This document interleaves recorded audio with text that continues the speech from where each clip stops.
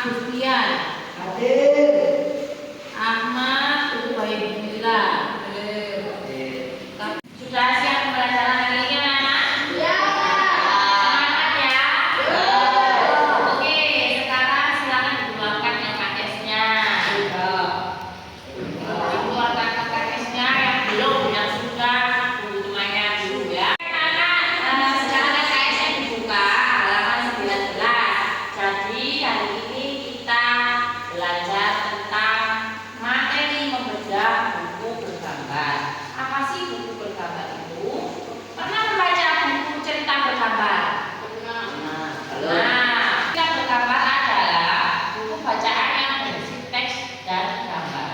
Jadi, sampai sudah tahu gambarannya seperti apa buku cerita bergambar itu, ya? Karena sampai sudah pernah membaca. Di situ ada gambar, kemudian ada teks atau tulisannya untuk memperjelas gambar tersebut. Kemudian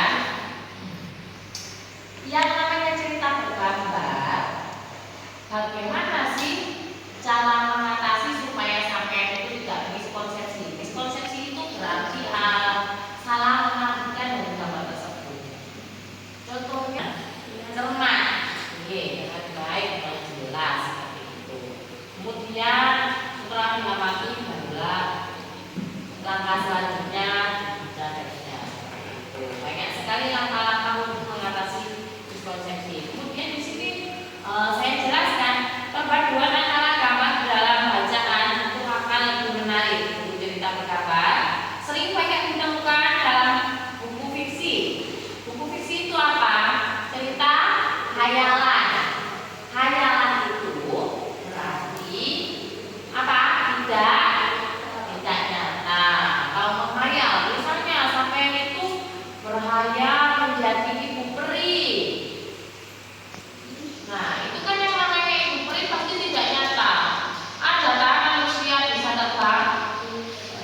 Karena yang dibayangkan sampai ibu peri itu pasti bisa terbang.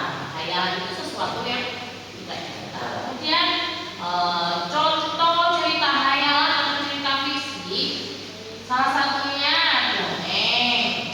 Paham dongeng? Kemudian fabel.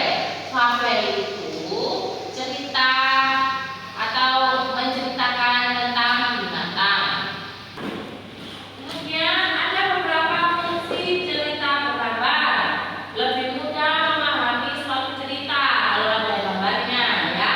Kemudian menambah nilai keindahan. Sampai lebih senang ketika melihat cerita bergambar, melihat cerita yang ada gambarnya. Yang ketiga, lebih mudah terbawa perasaan. Seperti itu.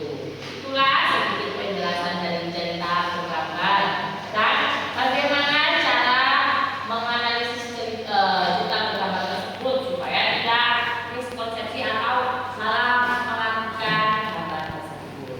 Kemudian sekarang seperti biasa saya bagi kelompok. Nah, sekarang kalau setiap kelompok sudah membawa HP masing-masing, silakan mencari cerita bergambar di YouTube.